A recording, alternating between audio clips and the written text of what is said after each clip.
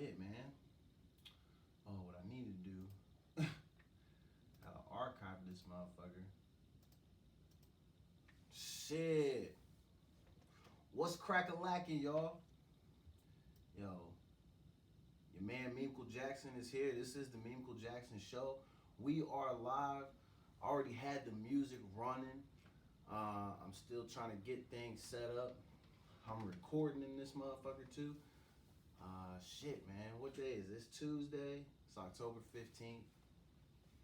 We're already in the middle of October. Feels like my whole life is just it's breezing through, man. It's crazy how quick the fucking year is gone. But new year means new projects, new opportunities. One of these things is this radio show. Somebody tried to tell me the other day my shit was janky. And that made me laugh because then when I asked them what part they said was janky, they couldn't name that shit. So that was what told me they didn't listen to it. So to the person that said my shit was janky, your mom's a hoe. So we're going to get into this music. I'm going to let this run for a little bit, and then we're going to jump into the show, y'all. So thank you for tuning in. Welcome to the Meemko Jackson Show. It's your boy, Meemko Jackson. Let's get it.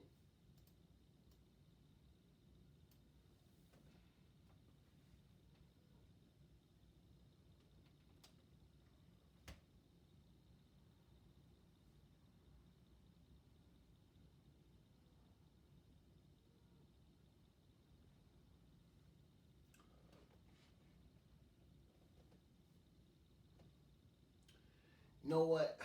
I forgot the fucking video was recording. That's why I probably should stop smoking. Anyways, thank you for tuning in. If you're watching the YouTube video of this, yo, my stupid ass forgot that shit. But yeah, man, we are here. This is the Meemko Jackson Show. I am your host, Meemko Jackson. We're recording live from an undisclosed location. As far as you know, there's 3 strippers in here, a fucking mini horse, a champagne machine. Yeah, you probably didn't even know they had those. I got that. It's all stuff that eventually is gonna be probably featured on the show. Maybe 20 years from now, you might see a champagne machine. But right now, I got it tucked in the corner. So just imagine that that's the setting that I'm in, and I'm not just in a corner with a Batman photo. I don't know, man. We got a live show. Things today are going to be very interesting because what I wanted to do is try to get away from just talking about like crime and shit, and mainly crime that involves, you know, what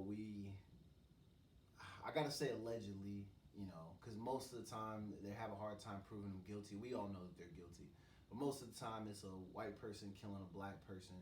And so over the last couple weeks on the show, I've been highlighting that a lot. And what I want to try to do is get away from that shit. But the problem is that they won't stop killing. So unfortunately, I'm in a space where a lot of the conversations that I have on a day-to-day basis are about these situations. A lot of the people that I am around, they are white people. And I appreciate them because what they do is they like to ask me the question, how do these situations make me feel? What's my take on them? So on and so forth. So what I started doing, and this is perfect now that I have this show, is because what I can do is I can tell people, let's just talk about it later, and you can hear my thoughts on the show. So I let them phrase their questions, so on and so forth, and I do my best to try to remember the ones that are worth replying to. I ain't gonna lie, some of the white people that I talk to are kind of goofy, and they ask questions they already know the answers to, and I literally tell them to their faces, I'm not answering that shit, you should know better. But a lot of this stuff that's happening, I think, is a big deal. So unfortunately, we are going to talk about this again tonight because we have, again, in the same area in Texas, we have a young lady who was murdered in her home while she's playing video games with her nephew. Obviously, it's by a white police officer. I have to say obviously at this point because I feel like if this was just, you know, if it wasn't on the tail end of another murder where it was a white police officer killing an African American, maybe I probably wouldn't be talking about this only because we just see too many of these cases. But I think in this circumstance, it's a bit rare to see the same damn crime happen to two different people in the same area. Almost as if this guy has not been paying attention to the news within his service area. You should have been a little bit more on your toes. I know some new information has come to light about the situation, but either way, the dude killed the lady while she was in her home playing video games with her nephew. So we were gonna have to get into that. I just wish that it wasn't on this week's episodes. I wish it was no weeks at all. I would prefer to just laugh and joke and have a good time, but instead we have to talk about the things that really matter. And honestly, I have to talk about it because it really impacts my community. And I've said multiple times, people who know me, they know that I have been brutalized by police before, so this is something that does concern me.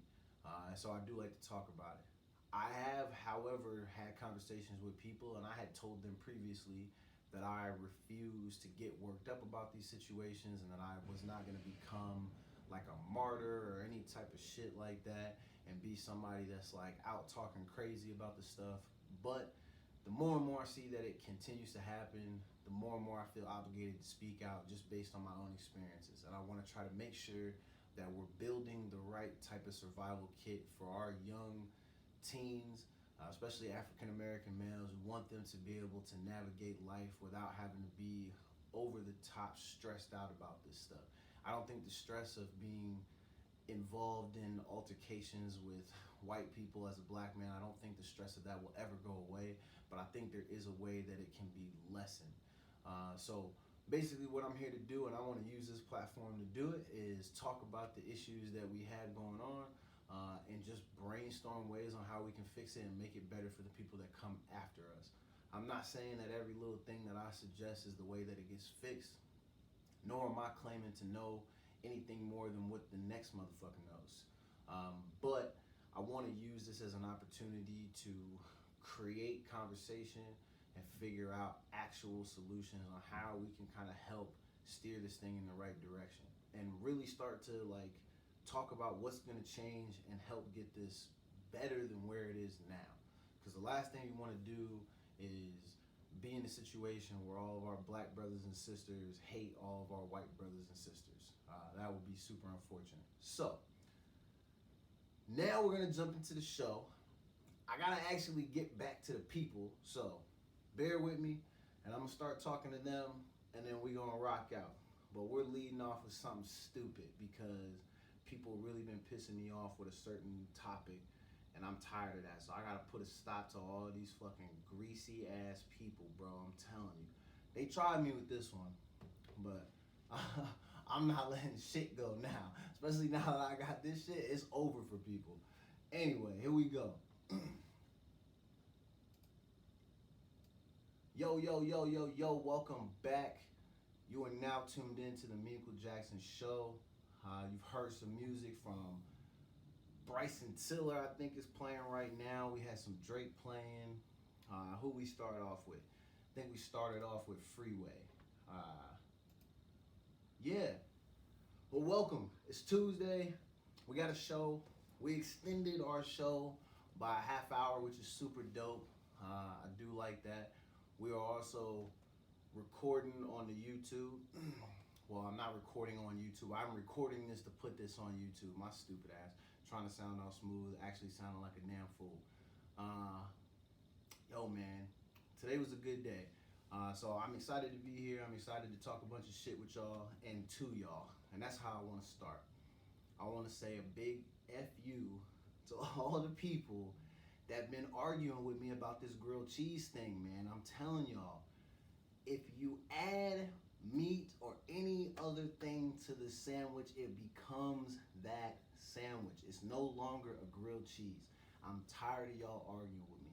And I love some of y'all very dearly, but I'm over it. Your excuse is always paper thin. I'm off that. Because then when I say, oh, why is it not a melt? You have nothing. You start stuttering and doing all these other things, and I start naming all these sandwiches. Like, you got a panini, and then you got like a toaster, and then you got some other shit. I don't remember what it's called, but I used it on somebody in an argument. You got all these things, but people still swearing that it's a grilled cheese. And I'm here to tell y'all that it's not. Y'all gotta stop arguing that shit. Once you add anything to the sandwich, especially if it's meat, it becomes that sandwich. It's no longer grilled cheese. So y'all gotta stop all that arguing shit. So let me be done with that. I want to put that to rest because I'm tired of having that beef with people. So when you see me in the streets, don't talk to me about grilled cheese. All right, it's not a grilled cheese when you start adding meat to it, people. Damn. Anyway, let me cool off, man. I'm getting too hyped up over a damn sandwich. It's probably because my fat ass is hungry. But yo, let's jump into some real topics real quick. A little change of pace, but this was some crazy shit that I saw over the weekend. I saw that they had this 9-year-old. He's charged. I think it's a he. It is a he. Maybe it's a he. I don't remember. There's a 9-year-old who's been charged with murder because it sounds like they decided to start a fire in a mobile home. 5 people died. This is crazy. Think about this. You're 9 years old, and you're probably in there goofing off with matches, not doing the right thing, and shit goes up in the damn flames. And because you're 9, you don't have enough intelligence in that moment to troubleshoot the situation. You don't know how to put the fire out. And now, your life is over at age 9. There's nothing left for you. You're at least in the system for the rest of your life. You're gonna go to juvie or whatever. And Lord, please don't let him be a black boy, because if that's the case, then my nigga's probably gonna go do real time, because that's just how they do black people. I'm sorry. I feel bad almost saying that, but we gotta call it for what it is. But this young person's life is completely over at the age of 9, all because they was in there goofing around, probably being stupid. And that's super unfortunate. I'm a big advocate for the care of children, and I love, working in spaces and volunteering in spaces where you have the opportunity to impact kids' lives and teach them things and show them how to basically build their survival kit for life. Because this shit is hard. Life fucking sucks, and I think unless you're just being a dick about it, we all can admit that, and it's okay. So we all spend our time doing the best that we can to make it through our days. So what you should always want to do for the kids is help them build their survival kit so they can tough it out when they get to our age, just like we are. But unfortunately, this young kid done burned up all his family members, and now he has to spend the rest of his life being a product of the system. So he probably will barely have a name. He'll just be a number for hell long, which is the most sad thing you can ever think of, is knowing that a human would be basically broken down so much that once they get through the system and they add up years and doing prison bids and shit like that, they're barely even their own names. They're just numbers at that point. And he's not gonna have a life. He won't get to see what it's like to be a teenager. Like, he ain't gonna have a sex talk. That's gonna be awkward, because the talk that you have in jail is way different than the one that your parents give you when you're not in jail, my nigga. I assure you that. Based on stories, not on my own experiences, because luckily I've been blessed enough to get away with a lot of the crimes I've committed. Excuse me. But dodge a few bullets, you have a whole bunch of angels lift you up, and then you escape trouble and all the consequences that follow that. But unfortunately for this youth, that is not going to be the case. So prayers up for this young person. Man, if y'all have kids, man, tell your young people to just play it smart. You don't have to experiment with everything, especially fire, my nigga. That shit's dangerous. And now look at your life. It's turned all the way upside down because you're probably in there just goofing. And if not, then maybe you did it on purpose. I don't know.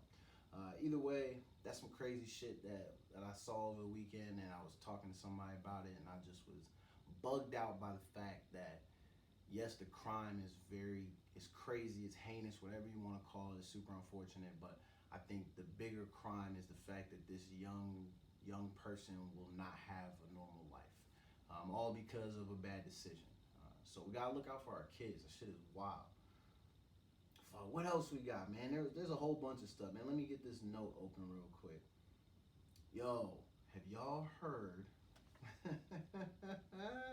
Let me start laughing, man. This is gonna turn into one of these shows where all I do is highlight the fact that white people continue to get busted on their ass after they have their racist rants caught on TV, gets put on the internet. Y'all lose your fucking jobs and shit. Like, now you can't feed your family.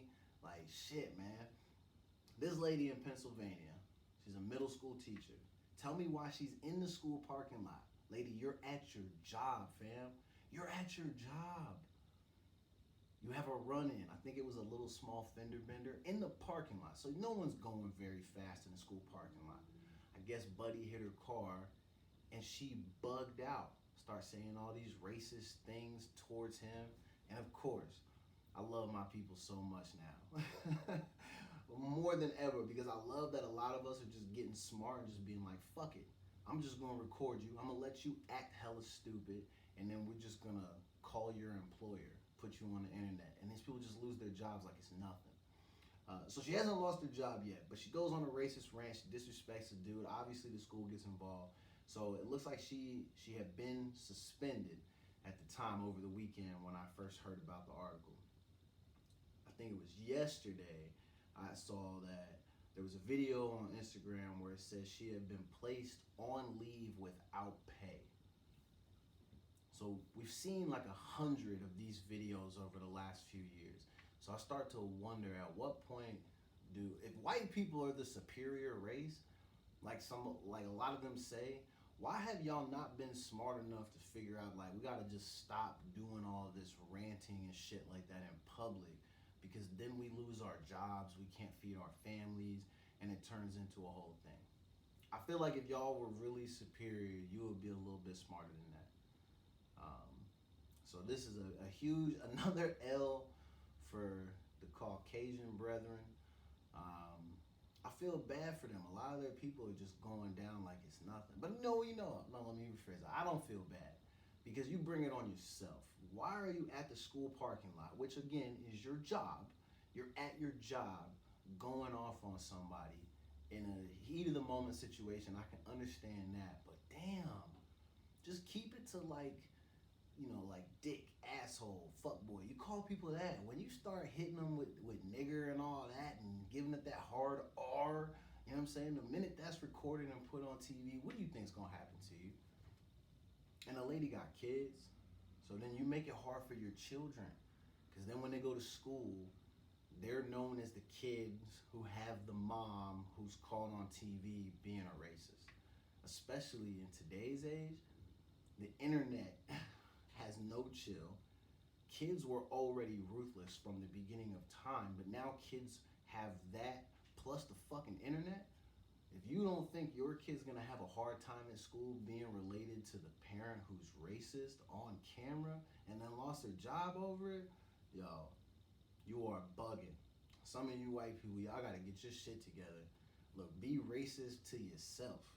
Keep that shit locked in your own mind. And then try to get to the point where you're not racist anymore, because it's not worth it. Like, you like being at home with no job, like not being able to feed your kids and shit like that. And I wonder, can you think she can collect unemployment too? Like, do you really think, like, well, they probably don't ask what's the reason you were fired. I bet they deny that shit. HR's probably like, nah, fuck this lady. We can't have that shit. I don't know how none of that works. Maybe she's getting unemployment. If she is, maybe somebody just need to pull up and rob her. Every week, we get paid like every week, every 2 weeks. If y'all can figure out her schedule, maybe you just find out when she's picking up that check, and then you just take that check from her. You don't have to harm her, nothing like that. Just be like, nah, we're gonna take that, and we're gonna donate it to a foundation. You don't deserve to get the unemployment because you're acting like a sucker, calling people names and all that type of shit, and you got caught. So now you gotta suffer the consequences. Go be homeless or something. And actually trade places with somebody that is homeless. Matter of fact, you need to compensate 10 homeless people for your racial crimes, and you need to put them up in houses. And then you go broke and then you take their spot. And then maybe someone will be racist one day and then they'll get you back out of the gutter. But you probably deserve to be down there. Since you think people deserve to be treated like that, you deserve to go bum it and feel severe hardship for being a fucking asshole. Anyway, so yeah, that lady suspended without pay. Good for her. I hope you have fun on vacation. But I do hope for her children's sake, if she has kids, I hope that they're not giving too much of a hard time to school, because then that could turn into a whole thing. Well, that's the last thing we need. Shout out to people in New Orleans over the weekend. They had their Hard Rock Hotel. I guess they're doing like renovations on that shit or something, and that motherfucker collapsed. I guess so there's a couple people that ended up dying. Then a bunch of people were like missing. I guess they're underneath the rubble, so can only imagine the condition that some of those people are in if they made it out. But yeah, man, that video was hard to watch because you see that shit falling and people are trying to run away and shit, and it's like a lot of them niggas ain't have a lot of speed, bro. So I don't know, man. Make sure you hit the gym and hit leg day, because you never know when you're gonna need to get that extra little burst of speed, man. And if not, just try to be as aware of your surroundings as possible. But there's no way that they could have known that shit was gonna happen. And I hope whoever's in charge of that shit end up losing their job or something, because there ain't no way in hell that y'all can have all that shit up there and it not be secure. Because this is the fucking outcome when you don't have the shit secure. So you gotta tighten up on that. But let's dive into some sports talk, man, because this shit's been killing me. And I want to start with the NBA in China, because I recognize today that this is actually a much bigger deal than when I first talked about this on the show like 2 weeks ago. This all starts with Daryl Morey sending out a tweet, like he's sucking on a teat. He sends out a tweet, and he's basically in support of free speech and all that, because I guess they're like protesting in Hong Kong, so he's in support of Hong Kong. But you don't realize the impact that it has until you start thinking about the beef that the United States already has with China from like a political standpoint, which I don't know much about politics, so I'm not going to dive into that too much. But just knowing that that's like, you think like our government versus their government with a whole bunch of stuff, and then there's these things called tariffs. Y'all should look into that. So this is what people are telling me. So there's that, and then there's the partnership between the NBA and China, and then you think Houston, the Houston Rockets, their direct connection with having one of their Hall of Fame players be the president of all of the Chinese basketball operations, which that's Yao Ming. So he's one of their all-time great franchise players. And then Buddy sent out this tweet. They start canceling games, or broadcasts, excuse me. They're canceling broadcasts, and then there's some players who have like signature shoe deals from companies that are run out of China, and all of those things were looking like they're gonna start falling through. They pull, like one of those companies pulled out of a partnership that they had with the NBA. So it ends up being a pretty like significant thing, all based off of a nigga's tweet, which is crazy. And it got me thinking. You think about what Twitter can do. And I've been telling people this for the longest time. And I'm gonna give y'all my little secret. Twitter is very powerful. And I know that because on occasion, if a corporate company, and I'm not gonna say any names because I don't want them to know that it's me when I pull up. Well, maybe they'll know now because my name might show up, but I'm gonna start getting somebody else to do this shit. But if I feel wronged by, like, you know, cable company, cell phone company, or just any company, if you get on Twitter and then you blast them, people don't like that shit. And they normally just they'll drop, you know, everything, and they'll try to accommodate you. I kind of like that shit. But I would hate to be in a position like Daryl Morey where like your voice carries so much weight, your position, and then based on a lot of these partnerships, that the second you say something that all that shit can be canceled. That shit is kind of crazy, because then you have the added element of a player like LeBron James coming out and saying that he felt like, and I'm just paraphrasing paraphrasing, but it seems like LeBron thought that Buddy was being kind of reckless and like spouting off at the mouth, and he said that he could have waited a week to talk about it. And then there was like ramifications and there's safety issues, and it did get me thinking like, yo, if people in China really think that all Americans feel that way, especially the bad ones, what's to stop them from pulling up on some of those players while they're out there in their country? Like, we act like people don't do drive-bys and shit over here in our country. I'm sure that China has some like thing that is similar to that, where they roll up. It might just be called pulling up. Like, they might hit you with the, how, I don't know how they say it in Chinese because I don't know no Chinese. I'm not intelligent enough to speak that language. But I'm sure they have their version of pull up. And it probably could have got wild for some of these NBA players, but it also is probably not likely. I would be more concerned about the money overall and the partnership, because if you're one of these guys that has a hard time getting Nike to sign you to some long-term deal, but some company in China will do it, Buddy from the Houston Rockets might have fucked up all your money, and he not even signing your paychecks. I mean, look at Klay Thompson specifically. He's somebody that has a deal with one of those companies. He plays for the Golden State Warriors. Buddy, who sent the tweet out, plays for the Houston Rockets. You got a nigga that you don't even speak to messing with your money. I would be kind of tight about that. But I just think it's pretty crazy about how all this stuff is connected when it's sports, it's politics, it's all of these things. It all seems very messy. I don't like seeing my favorite sport being dragged through the mud on, based on some people having some political beefs. That shit is crazy. So I don't think there's any room for all that shit. I think free speech is important. I think everybody should be allowed to say whatever the fuck they want when they want. But I think like it's like anything. Like if you're talking all that shit while you're on the clock at your job, that's a different story, man. There's gonna be consequences for that. Do that shit on your own time. Make sure that it's clear you're not representing,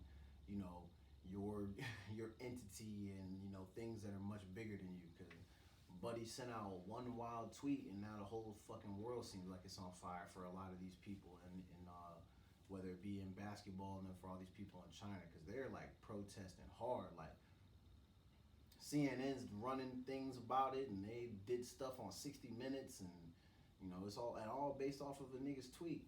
Shit is crazy. And also, Daryl Morey has a boring ass Twitter. He probably did that just to get his followers up. And I bet you that shit worked. Because I bet you people from China are following him just so they can track his location. Daryl, they might be coming for you, fam. You better sleep with one eye open, my dude. Anyway, I'm going to take a short break. And then when we come back, we're going to jump into the main thing that I want to talk about today, which is, again, the state of Texas. Another L. Another L.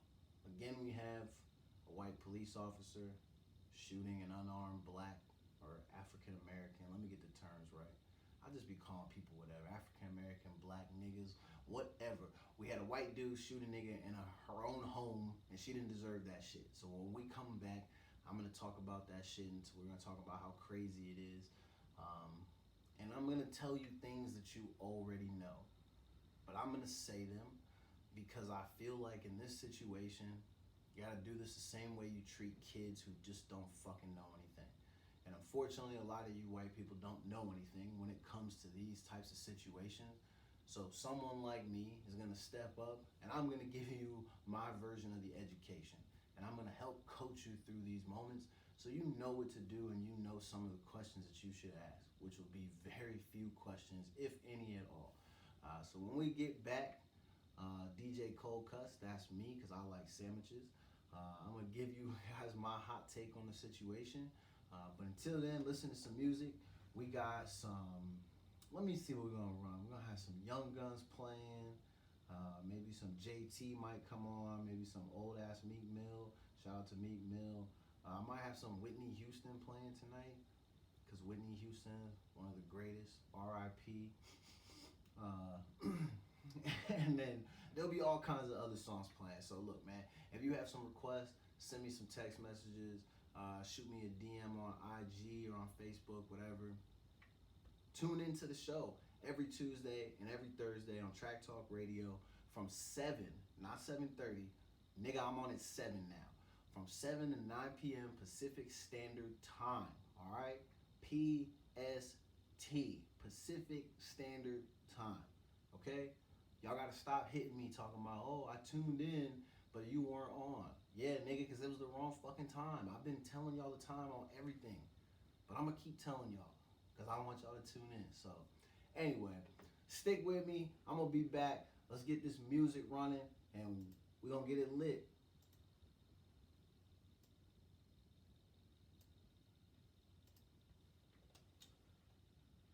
Man, oh man. Alright, for all y'all watching this video, I'm about to take a quick break. So you're only gonna be looking at the dead air and it's not gonna be nothing. I don't know what to tell you. I gotta go over there real quick, grab some water, maybe grab some tea. So you might hear the microwave beeping.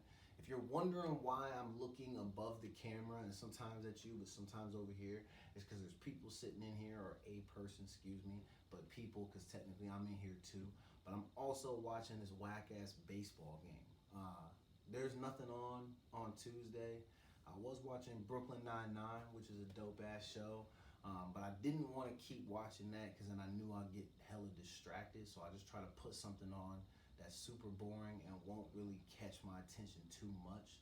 I'm really just trying to see when the shit is going to be over with, to see what's on next. So let me slide my fat ass out of here, and then we're going to be back on in like 2 minutes. Hope you enjoy the show.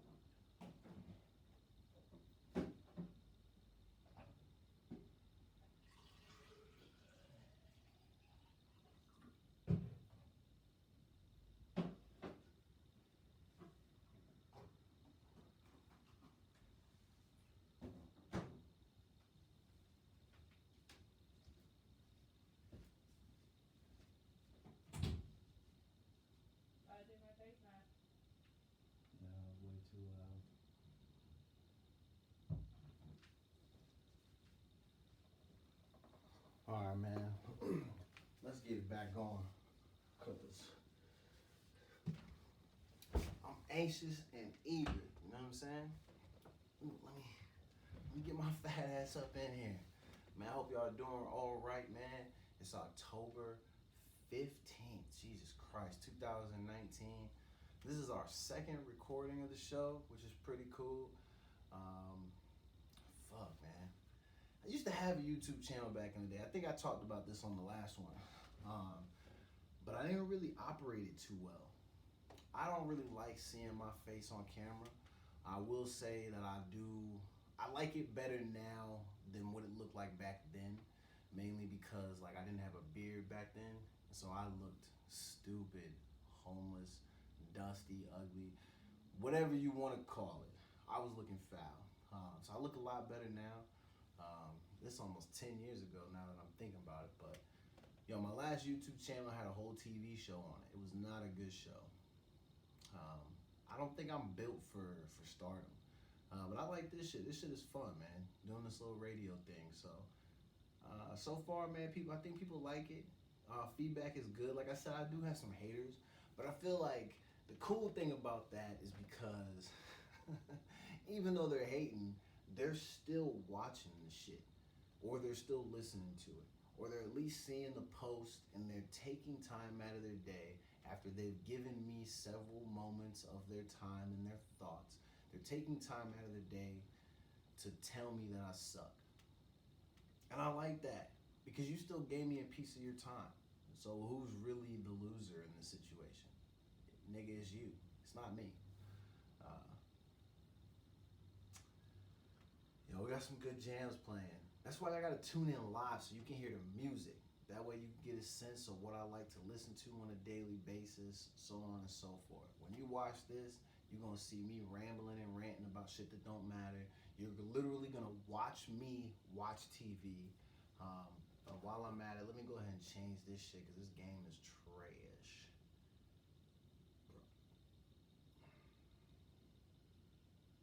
And I don't have my glasses on, so I can't see that good.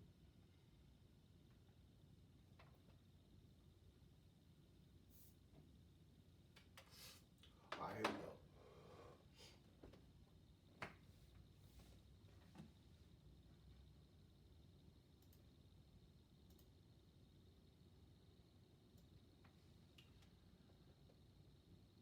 You know what? I felt like running the Trey Songz Panty Wetter.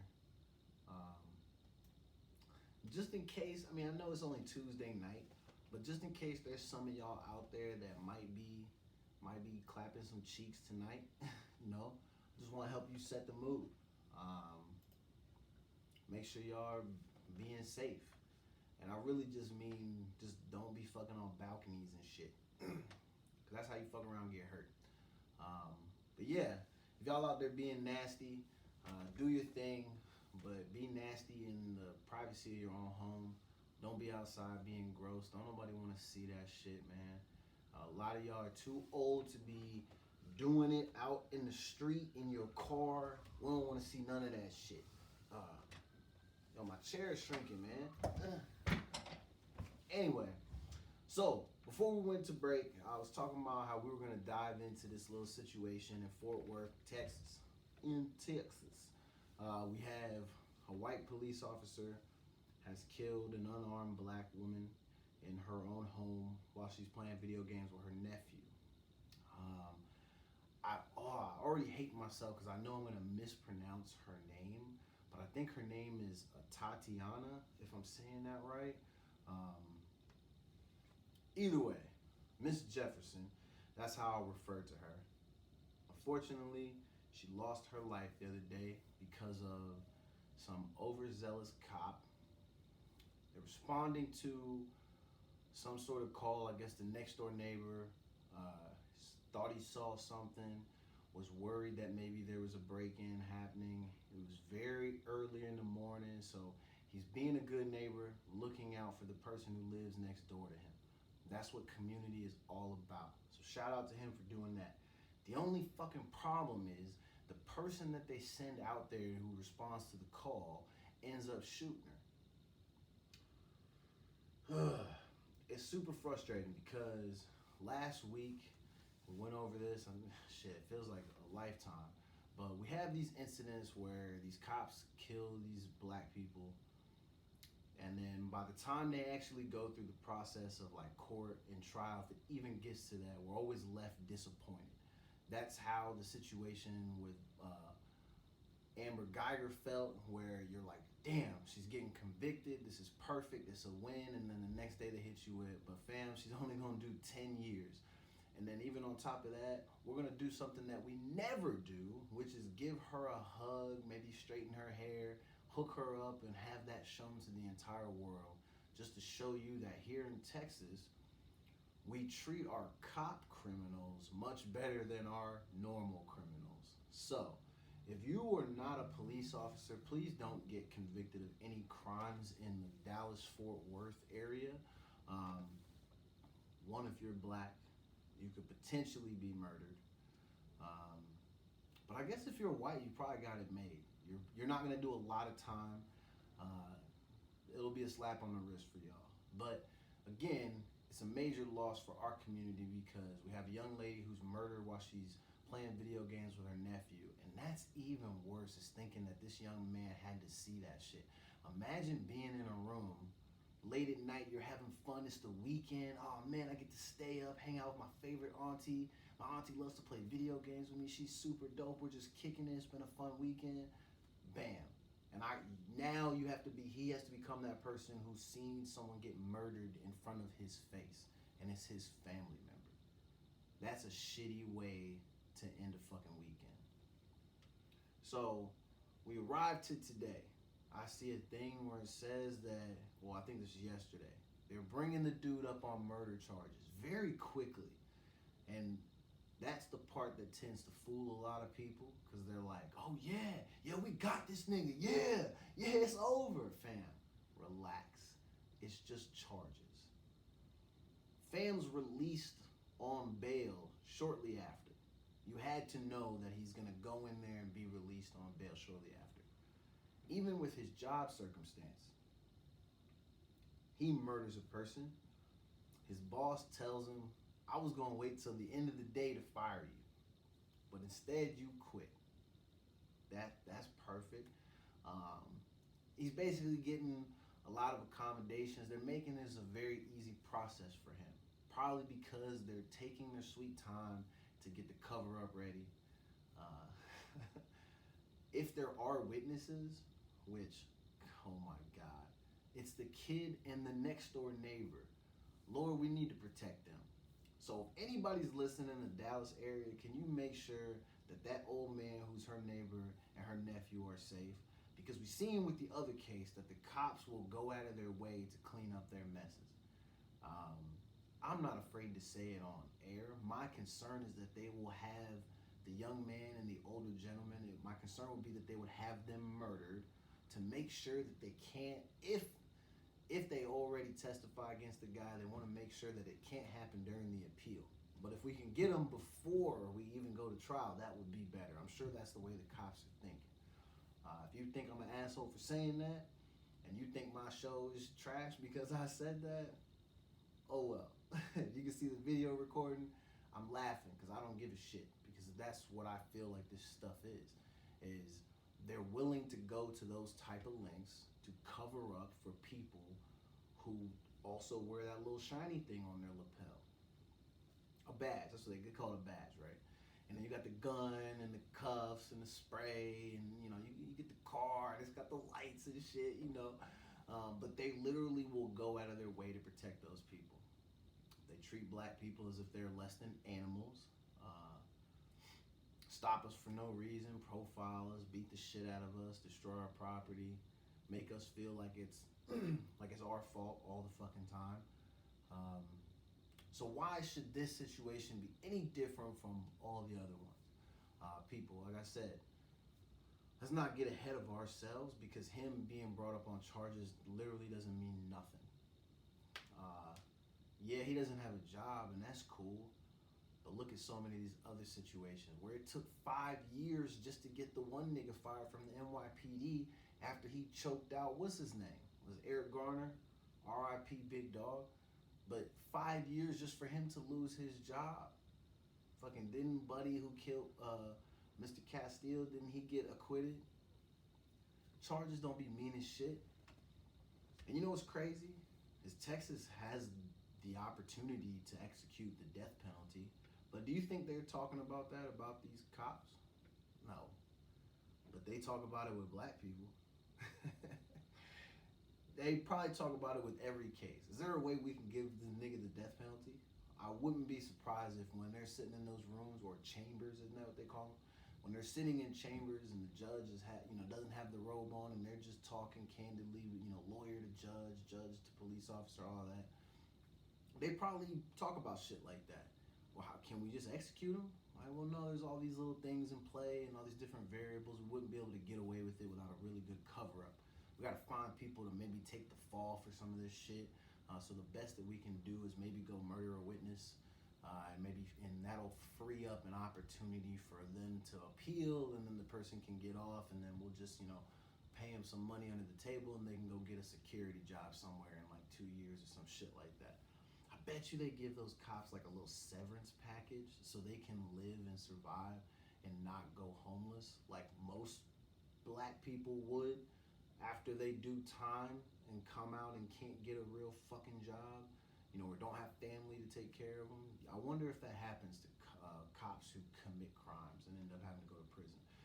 And if it does, and you know about it and you know a situation, let me know, because I'll correct my statement now. But until I have some proof of something else, I'm just gonna assume that they probably don't get the same treatment that most people get when they come home. It is what it is. But it's person's brought up on charges. Like I said, released on bail. We will see what happens. We'll continue to monitor it. I will say the one thing I liked is that her parents did an interview and the dad didn't make it very clear that he is not accepting hugs from niggas. All right? Do not hug that man. He want to make sure that the dude who killed his daughter suffers the consequences to the fullest extent of the law. He does not want to hug. If you hug that man, I hope he strikes you. But RIP to the young lady. You did not deserve to lose your life, all because some guy is just being a punk or just not doing his job, just being careless. I mean, dude, I know it was super early in the morning, but if you were sleep deprived or you were just off your A game or whatever the case may be, you should have took the fucking day off because you end up taking her life all because you're doing some dumb shit. Hope you suffer, bro, because you deserve that shit big time. So, speaking of things I hate Notre Dame football. So anybody who's listening to this is a Notre Dame fan, I'm going to tell you this. Your team sucks. I hate your team. The best player in your team's history is Rudy. Rudy's not real. That's a fictional character. He's the best player in your history. I hate that you fuckers don't play in a conference. You play these cake-ass games, and now you're ranked in the top 10. As a Texas Longhorn fan, I'm disappointed that my team still has not figured out how to tackle. We cannot win big games. It is what it is. My team sucks, I know. But I hate Notre Dame. They haven't played anybody, and they're getting to live the life of the top 10 teams and all the things that come along with that. Recognition, fame, y'all are getting talked about on ESPN. And then you're going to get to the end of the season, you're going to go to a bowl game, and you're going to stink that shit up like J-Lo's going to do at the Super Bowl. And I hate you for that. Because you're ruining Saturdays. You guys get a whole channel to yourself. NBC literally has exclusive rights to your games. And y'all don't play nobody. One of your biggest games on your schedule is when you guys play like Army or some shit like that. Army! Who the fuck is playing for Army right now? Nobody worth the shit. But no disrespect to the troops. I appreciate y'all for your service. Thank you so much. We appreciate you. But listen, some of y'all can't play football like that. That's okay, man. I'm judging you specifically from a football perspective. You just are not, you're not top caliber. You're not Alabama. You're not none of that shit, And then y'all play Notre Dame. Y'all get washed up. They pay you a little bit of money to whoop your ass, and then y'all go home. And then they count that as a real win. Like, come on. It's like playing like a big high school every fucking week. I hate it. And then the fans. Ugh. You literally make me want to throw up, like, on you. When I see people in Notre Dame, I want to throw up. Like, it literally makes my body start to shrivel up a little bit. And things get tight, and then stuff wants to start spouting. I don't even know what end. It could be top, it could be bottom. I don't know. It just makes me that sick. I hate it. Notre Dame, I hate you. I had to bring that up because I had somebody literally on one of my... I sent a video to a friend of mine, Notre Dame fan. And I don't want to say anybody's names because they'll probably take it as disrespect. But then they're talking a bunch of shit because my team lost and this and that. So I told them that I was going to go at them.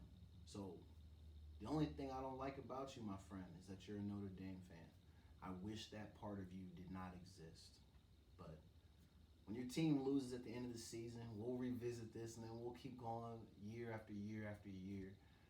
And you're going to continue to be trash because your school will never have enough balls to join a fucking conference. It is what it is. So don't talk to me about that shit. If you're a fan of that school, you're probably a fan of taking showers with your clothes on. I don't know. It's just weirdo shit. You know what I'm saying? Shit that real niggas just don't do. Anyway. Yo, did y'all know that Mike Posner has been walking across America?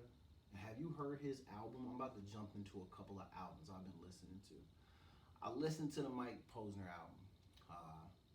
Y'all remember him? What songs did he have? He had a song called Cooler Than Me, I think. One of the songs I like from him is called Deja Vu with Boyz II Men. That's a classic record.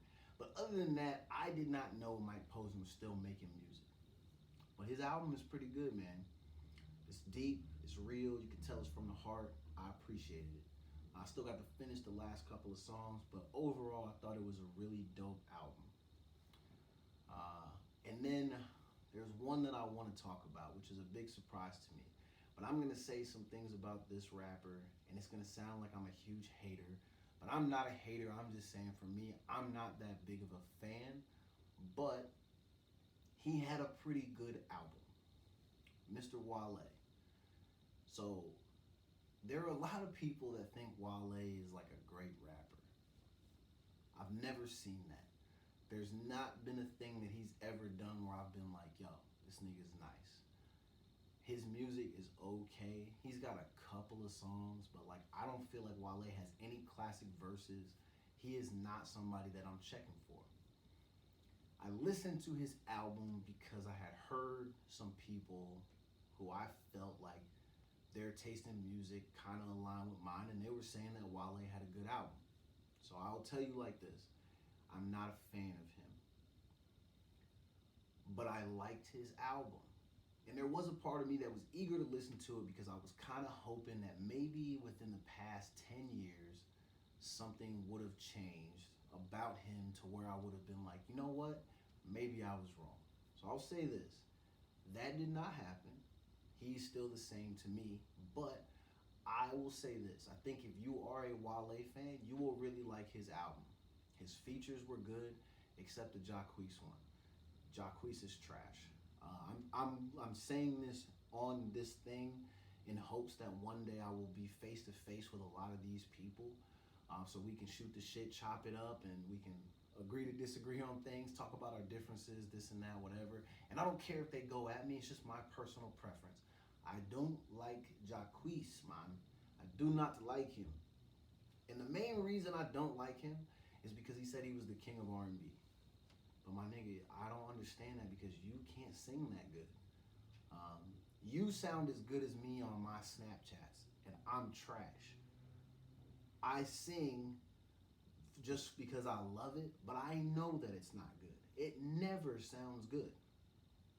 But you're about as good as me. You're actually a little bit worse than me because I'm nice. But I'm not the king, bro. So Jacquees makes these statements, and I actually saw over the last couple days, he went at some young artist, I don't know, dude's name's YK Osiris or YTK. I don't know these young niggas' names. He just has a song that's very repetitive. It's getting a lot of spins on the radio. Good for him. And I mean, good for Jacquees too. You're finding ways to make money doing something that you love, and I fully support and respect that. But I also have to be honest with you, bro.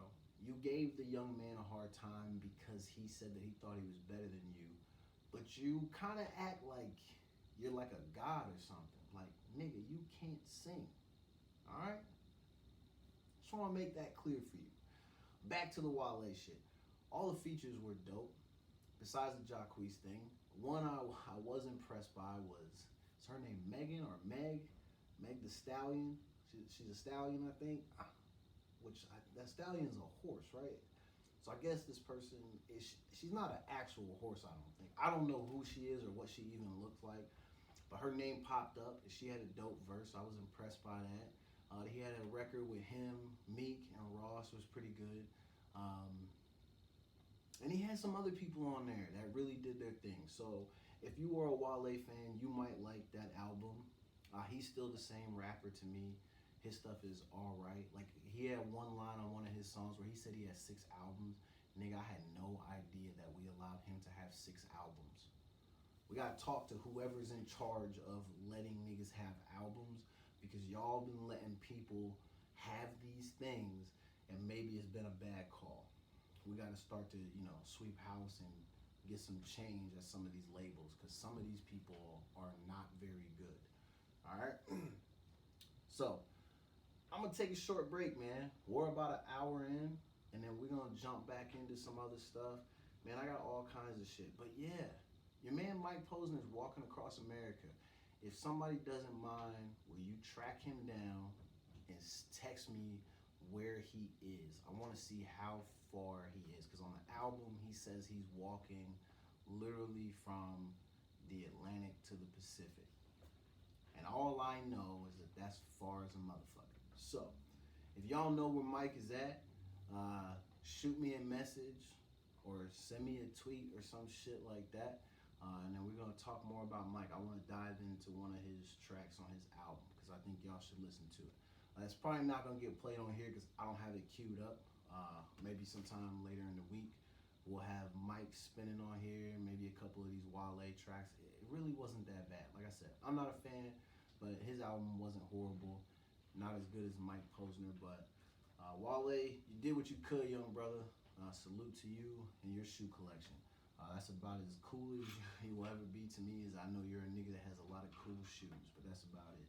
But yeah, we're going to jump back into the music, man. I appreciate y'all being here with me. This is the Memeco Jackson Show, and I am your host, Memeco Jackson. Holla at ya, boy.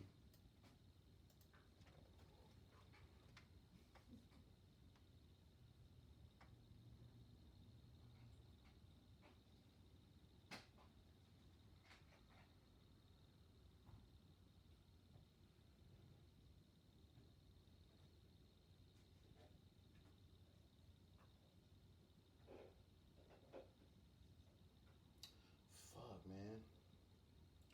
You know what? If you listen to that album, it really is not that bad. The Jacquees thing, he sucks. He almost, I know I didn't say this on the thing, I'm gonna say on the video. Jacquees almost ruined Wale's album for me. That's how bad Jacquees is. Yeah. And I know some people are gonna say I'm not qualified to make that claim, but I'm just keeping it real. Your man just is not good. He's not a good R&B singer. But shit, who is nowadays?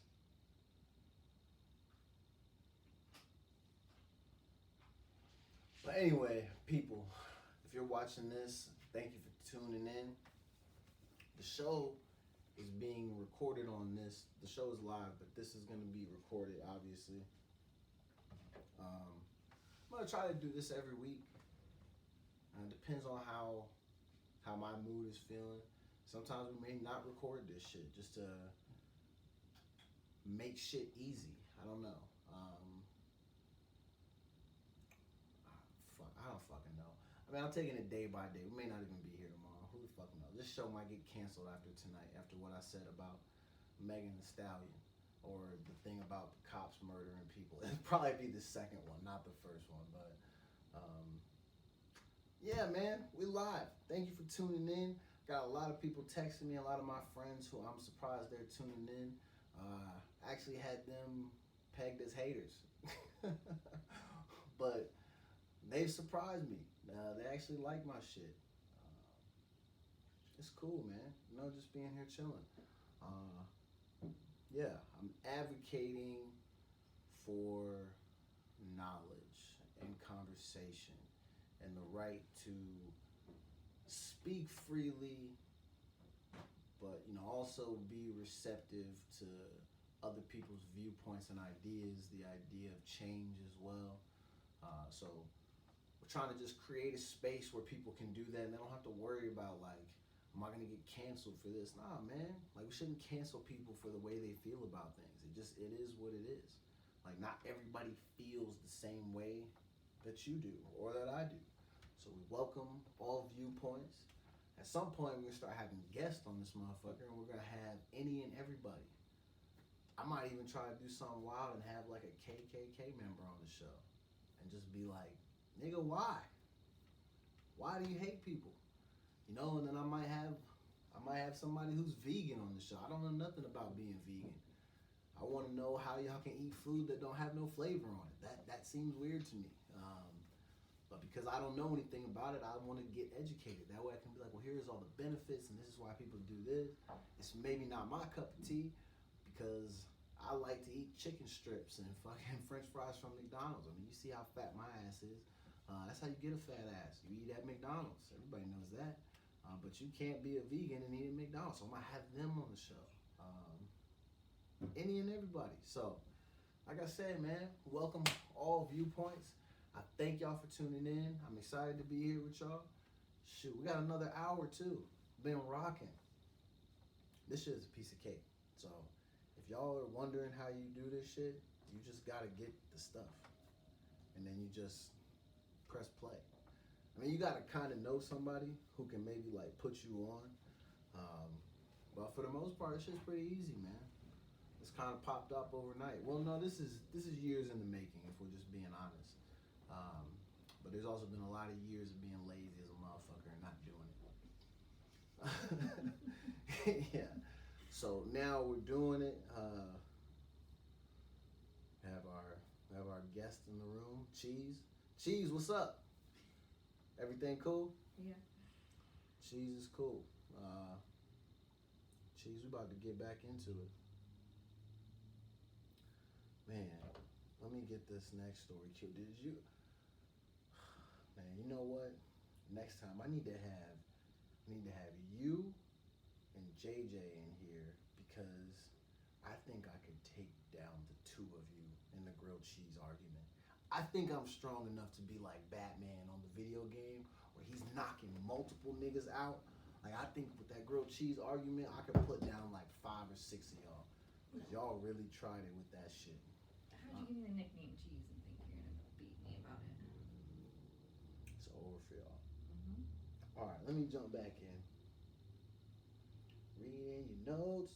Read in your notes. Oh, hold on. You know what?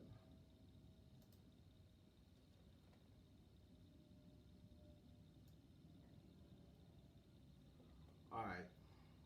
We're going to jump back in real quick. Because before we went to break, we were on the subject of music. And I literally, before I just started this, I was talking to somebody about the grilled cheese thing. And I really feel like I'm fully prepared to take that argument to the Supreme Court if need be. So if we need a representative to like really get some change going on this grilled cheese thing, I'm your man. Meemco Jackson, 2020. I'm running on a grilled cheese platform. Say no to grilled cheese. Anyway, I want to know what y'all think about Logic. Does anybody think Logic is like a really good rapper? Or is he like a dude that we like? Is he the Jeremy Lin of rap? Like, did we put him on a pedestal and then now people are starting to realize that maybe he's trash? And I don't know if he's trash, I'm asking. Because some of his verses, I hear him and I'm like, yo, Logic might be nice. He had a song with Eminem, which was pretty hot. He had a song with Joyner, which was pretty hot.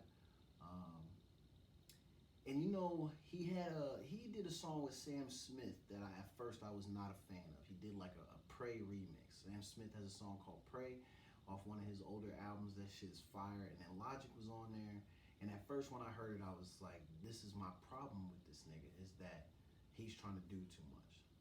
Are you a rapper or are you Rick Moranis? Because he looks like Buddy from Lil Giants. So I have a hard time taking him serious with them big ass glasses on. And the fact that someone told me he's a black dude. Nothing wrong with that.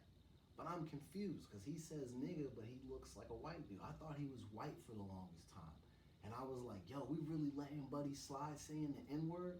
Like, at least if we're gonna let a white dude say the N-word, it should be Eminem because at least he can rap. But then somebody told me that Logic was a black dude. So like, okay, he get a pass for that. But then I'm hearing some of these verses and I'm like, yo, Def Jam gave him $30 million. He's selling out like the Garden and shit like that. And it's like, are we all just going to that shit because we're just hoping he's gonna be good, or is he actually that good? So I want you to send me some information about Logic. Tell me what you think. Is Logic a nice rapper or is he a bum? I'm gonna lean towards he's okay. I think he's the Jeremy Lin of rap. And for anybody who's not a basketball fan, Jeremy Lin was this Asian guy. Well, he still is Asian. He not was an Asian guy. He's still an Asian guy. But he came to the NBA, and then he had like a breakout season where he scored a bunch of points, and he gave Kobe a couple of moves and hit a couple of game winners, and they had this thing called Linsanity. And so to me, I feel like Logic is like Jeremy Lin. Like maybe we overhyped him. Cause some of his verses, man, I just be wondering like, is this all it takes to get 30 million? Cause yo, I got like 3 or 4 mixtapes from back in the day. I could just dust those off, redo some of these raps, and maybe I could be on. I got the microphone right here. What's to stop me from being at least as good as Logic? But I don't think anybody wants to give me 30 million to hear me rap. If you've heard me rap ever, my shit is trash. It's horrible. And I've had 155 rap names. some of them I can't even remember. Let's see. What are some of Meancool's greatest rap names? When I did the song called Butt Naked in the Club, I think my name was Prophet at the time. Shout out to my nigga D-Red. Rob, if you listening, big dog, I miss you. Me and Rob is doing music together. Yo, I even got diss tracks about me. Yeah, I swear on everything. Yeah, there's a diss track about me. It was called Nick is Gay. I don't think I can say it on the air. Can I say that? Oh shit, Sherry probably gonna whoop my ass. You said worse stuff. But yeah, these dudes, they made a diss track about me. I thought that shit was funny. It was horrible. But me and Quizno, we used to listen to that shit all the time. We cracked up about that. But yeah, what were some of my other rap names? Nikki Joey was one of my rap names. What was I? I was Hollis. That was a terrible name. Why do I have so many fucking names? God, I told you because my first name. Yeah, don't ask me where it came from. It was terrible. It came from my ass. That's where it came from. It was not a good nickname. But yeah, man, if Def Jam's giving out rap contracts, man, I mean, I need some fucking money. I'm broke. And I can spit some bars. Shit.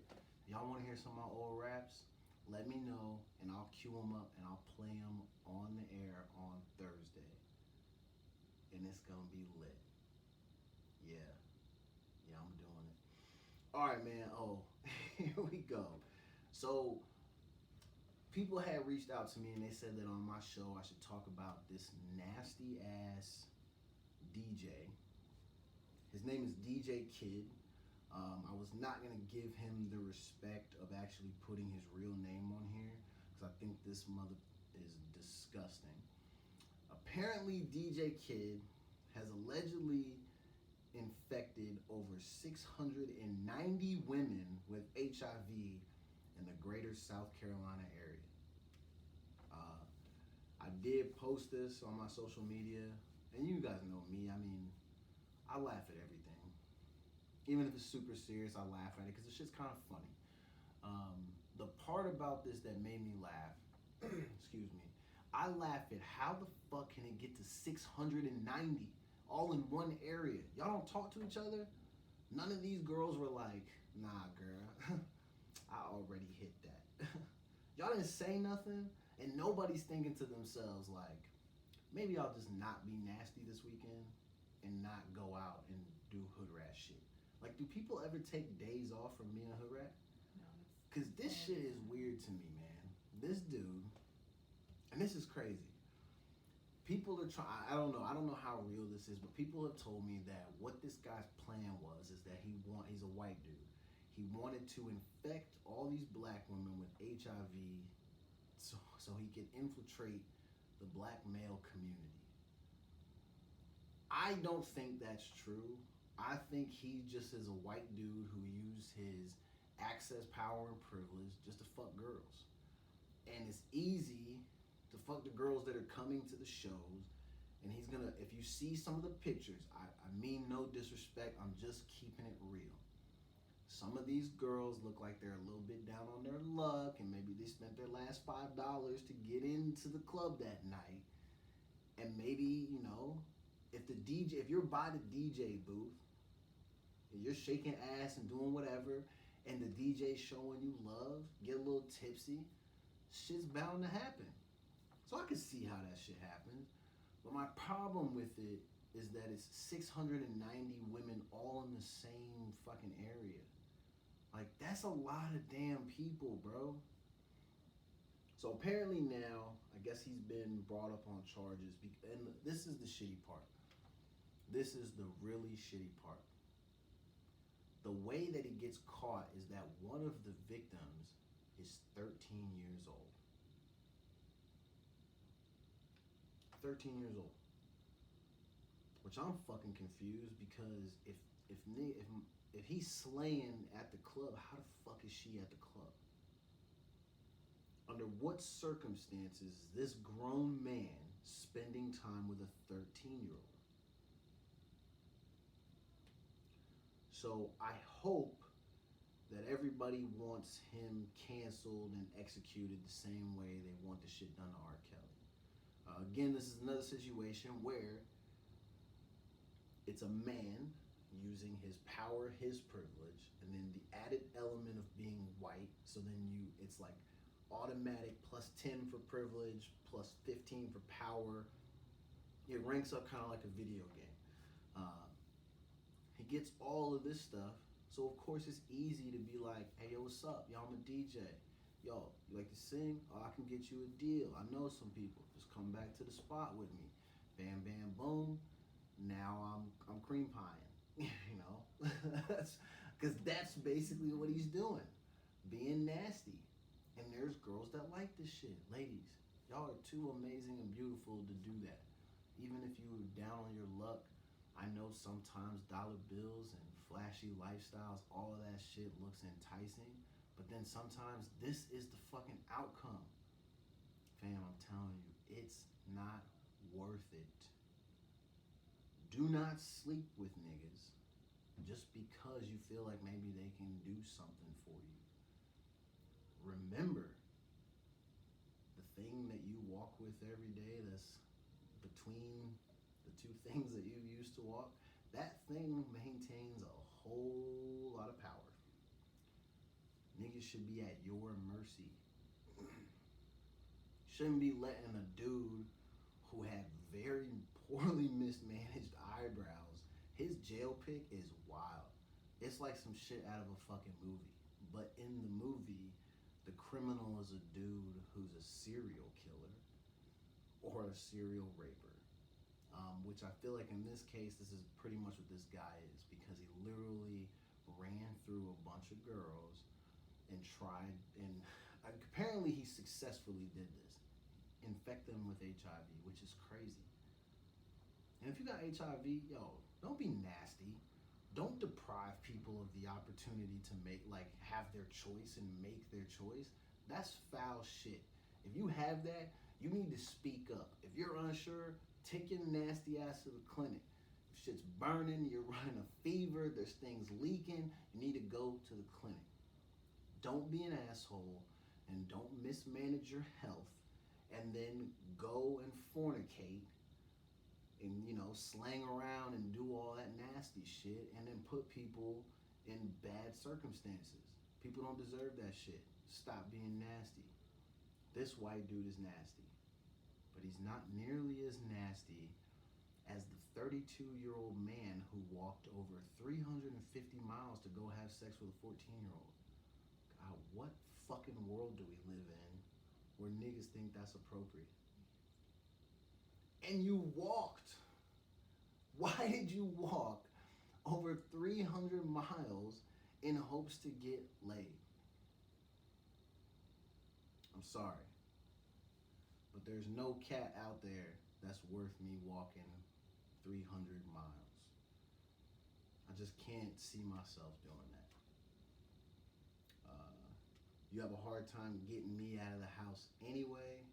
There's no way in hell I'm gonna be walking 350 miles. That's why I'm so impressed with Mike Posner. My nigga's walking from the Atlantic to the Pacific. How? Can your legs walk that long? Can a human walk that long? Can somebody look that up for me? How long can a human walk for? I need to know that. Because that shit seems outrageous. I have a hard time walking from the couch to the refrigerator. I'm always looking for a way to have somebody else grab it while they're up. Or hey, do you need to get something? Or go ahead and grab mine too then. Because I don't want to walk over there. But knowing that there's a nigga who literally walked 350 miles to have sex with a minor is literally the grossest thing I've ever heard in my life. And stuff like that, I think it's fair to say that because, even though he didn't do anything, due to the amount of effort that you were willing to put in to sleep with a minor, you should get the death penalty. I know that's probably crazy. But I feel like knowing that he was in an attempt to sleep with a minor, if that would have been my kid, either they gotta kill him or I gotta kill him. It's one or the other. I don't feel like he gets to walk away from that. But like, I don't know, man. We're gonna see. And I'm saying that we're gonna see because he's a white guy. And we've seen lately where white guys are committing crimes like these two. They're hurting kids, women, and they're walking away from it like it's nothing. Like people like Brock Turner. We all remember Brock Turner, right? Was he a Stanford graduate? And he got caught in the act behind a dumpster. Barely anything happened to him. Brock, I hope you getting your ass whooped every day, my nigga. Hope somebody whooping your ass right now. And listening to this while I'm cheering. Yeah, whoop his ass. 3 more. 3 more good ones. Yeah, get that hammer. Hit him in the back of the head. Do all of that. You need all of that, Brock. All you little nasty MFs that be out here mistreating these ladies, y'all need y'all asses whooped. For real. But yeah, man. 32-year-old man walking 350 miles to have sex with a minor. I can't believe it. The fucking world we live in. This shit is fucking crazy. I don't know how we allow this type of stuff to happen and barely do anything about it. But you want to know something that's real crazy? I read this article where they had this dude in Tokyo. And this is actually pretty impressive. Well, I mean, no, it's not impressive. It's fucking weird. But he's been arrested for stalking a pop star. The way he tracked her location was by looking at her pictures and zooming in on her eyeballs to see the stuff that she was looking at. And he found her like that. You know how much time you gotta put in looking at somebody's photos to pinpoint their location. Now I'm sure some of them were probably geotagged because that's what people do nowadays when they take photos. So it probably wasn't that impressive, but still, the amount of effort put in to trying to locate a person, that shit is insane. Looking at pictures and just looking at the eyeballs. Couldn't believe it. And he's been arrested. I mean, which that's the right thing to do because he's being a fucking weirdo. But yo, y'all be careful. You might want to just start closing your eyes when you take photos. Because niggas are really trying to track people like by just looking at your eyeball. That's insane. Jeez, can you imagine doing that? Like, I'm gonna find a nigga today. Let me look at the last pic you posted. Let's find someone else. Yo, that's what I'm saying. If I gotta go through all that trouble to find you, it's time to be with somebody else. Nobody's worth it. Like, I'm too lazy to stalk people. Like I said, you have a hard time getting me out of the house. Y'all remember when I first moved to Washington, I used to talk to a girl who actually lived down along the same street as I did, but like 2 or 3 blocks down. She probably asked me to hang out like 50 times. Nigga, I didn't go once. Mostly because I was working. I used to work nights at this, I won't say the company I work for, but I work nights for this non-profit organization by the airport. That's as much detail as I want to give. But so some of it was that I work nights, but I'm also, people who know me know that I have a fucking bedtime. Actually, this show ends after my scheduled bedtime. I think she thought I was playing. Cause she like would always hit me up to like hang out. I'd be like, no, I gotta go to sleep. I used to get off at 10 p.m. That's 2 hours past my bedtime. What do you think I'm doing when I get home? It ain't what she's trying to do. I'm trying to go to sleep. Only thing getting head in my apartment was that damn pillow. Let's just keep it real. Like, I had to go to sleep, so I didn't hang out with her one time. When I say she literally lived down the street from me. It was down the fucking street. Crazy close. So, and I outed myself right there. So for all of you that I've been saying that we were gonna kick it, there's still a chance for you. Because I'm more willing to kick it now with people, but I will have to say that it's not likely. So, hold out hope, remain strong in your journey, and maybe one day you'll hang out with the great one. That the great one is not me, that's somebody else. So, like I said, best of luck on your journey, but you never know. Anything is possible. But yeah, I don't like the idea of someone stalking me using my photos, but I also think it would be damn near impossible to track me using that method because I don't take a lot of photos of myself. I have had people reach out to me when I've like done my Snapchat videos and they'd be like, "Oh, you're over here, aren't you?" And I thought that was weird. But then I realized that that's not hard to do because I'm always in the car, and so when you see me driving by certain things, it wouldn't be hard to be able to tell like what my route is when I drive around Seattle. So if you ever see the Dunder Mifflin mobile, I call it that because I got a big ass Dunder Mifflin sticker on the back of my car. If you see me, honk. But if you honk like you got beef, I might tell you to pull that motherfucker over. So be careful, all right? Don't alarm me, man. I might get mad. But anyway, we're going to take a short break. We'll jump into some more music, and then we're going to get right back into it, and then we're going to close out the show, man. This has been a quick little hour and 20. We've been rocking. We got about 40 more minutes. And that's going to be it. So hang on to your seats. You are now tuned in to the Meaningful Jackson Show. I'm on Track Talk Radio every Tuesday and Thursday night from 7 to 9 p.m. Pacific Standard Time. If you missed the live show, feel free to go to the YouTube channel and watch the video.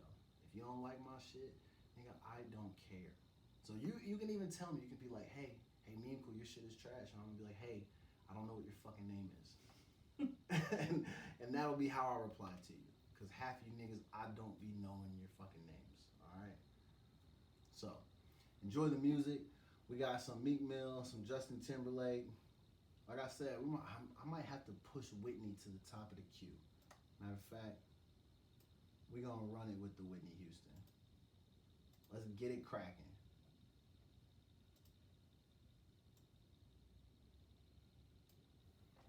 I do love me some Whitney Houston. I think I'm playing. That shit is actually playing right now. It's that I Have Nothing record. And they're lucky I'm not on the air. I will sing all the high parts. You should just pop in every once in a I don't while. want Bobby to try to sue me or something. He might be like, you fucked it up. I'm going to sue your ass. You think Bobby's listening? Never know. I say you never know. Maybe might tag Bobby, if you're watching. I mean no disrespect. But you never know. Today I posted a video on my Snap where I was singing some of the songs with one of my favorite rappers, Futuristic. He's super dope. And I tagged him. And for like 4 hours, that video only had 1 like. It was from him. Really? Yeah. He's the only nigga that liked the video. And he was the first one. He should have said first. And I would have been like, oh, we lit. So it's pretty cool. You never know who's watching, man. Maybe I might catch him on a good day. He probably, he just had nothing to do in that moment and just happened to be on IG and was like, who the fuck is, oh, and he's spitting my bars. Okay, he's cool.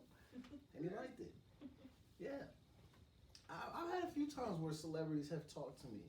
When I roasted Justin Timberlake one time on Twitter and I said his hair looked like ramen noodles, he liked that shit and he ha-ha'd. And I was like, okay, JT, what's good, my nigga? It did. Yeah, I didn't mean no disrespect, but your shit was looking like ramen noodles. What was the style? Yeah, it was a style back in the day. I mean, shit, he's getting money, was getting all the girls, so you can't hate that much. Who else? That was pretty much it.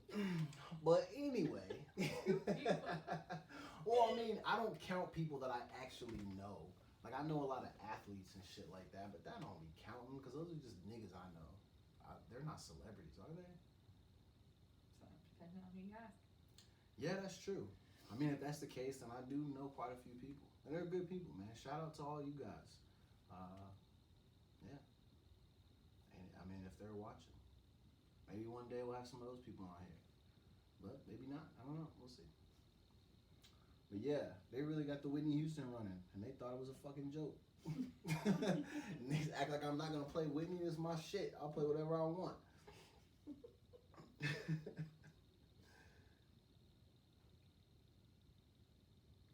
All right. Yo, let's see what else I got on here.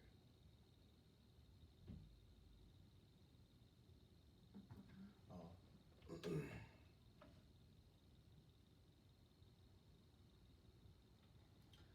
Man, you know what I was thinking? I'm thinking one day I want to move this to a studio and I want to have a round table discussion. About grilled cheese. No, not about grilled cheese. That can be on the agenda.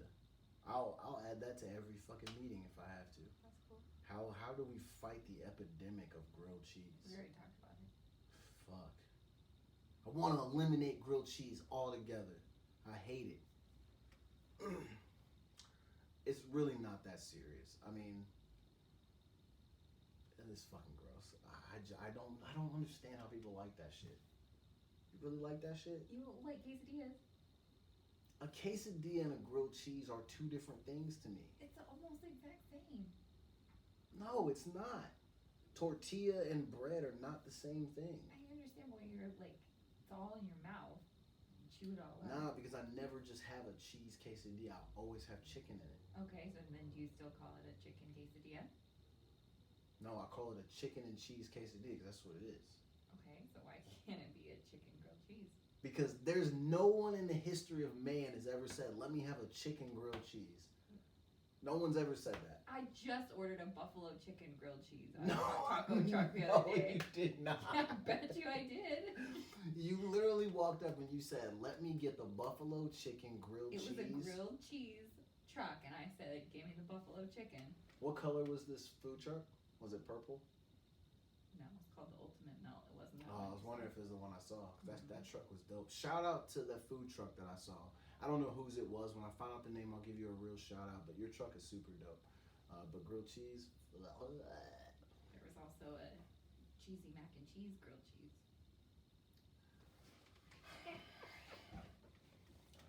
White people own this truck, didn't they? No. Stop. Or of some sort of Hispanic. Stop. Oh my gosh. For real? Hmm? Y'all are wildin', man. It's not a... You guys disgust me. We'll let one more song play. Yeah, man, I've never been... I think my mom tried to make me a couple when I was young, and I just did not... I don't like the... One, I don't like butter on both sides of the bread, so then it's extra greasy, then it's the cheese, and then there's no... It doesn't feel like there's any substance. It's just like bread and fucking cheese. That shit is gross to me. Well, it's like a quesadilla. There's no more substance in a quesadilla. I always have chicken in Then the add some quesadilla. chicken to your grilled cheese. Then it's not a grilled cheese. It's Why a are you chicken still calling it a sandwich. quesadilla then? What are you talking Because about? otherwise it'd be like a burrito with chicken and cheese. It's different because a quesadilla is just the type of style of meal that it is. The grilled cheese is the type of style. Get That's how out it's of made. here. Oh my god. What are you talking about? Grilled cheese, you're grilling it, there's cheese, all that. Quesadilla is not like a style of cooking. It's just the name of the item that's all. It absolutely is the style. I'm gonna Get cook. outta I'm gonna here. cook this. No, get out of here, man. I'm done arguing with you, man. You got me off my game, bro. Shit. I'm tired of it. I still stand by it. I do not think that once you add meat to the sandwich, it's no longer a grilled cheese, and no one says it's like oh, let me get a turkey and grilled cheese sandwich. You would say, let me get a turkey melt. Argument over. Anyway, let me get back to the show. Please don't say anything.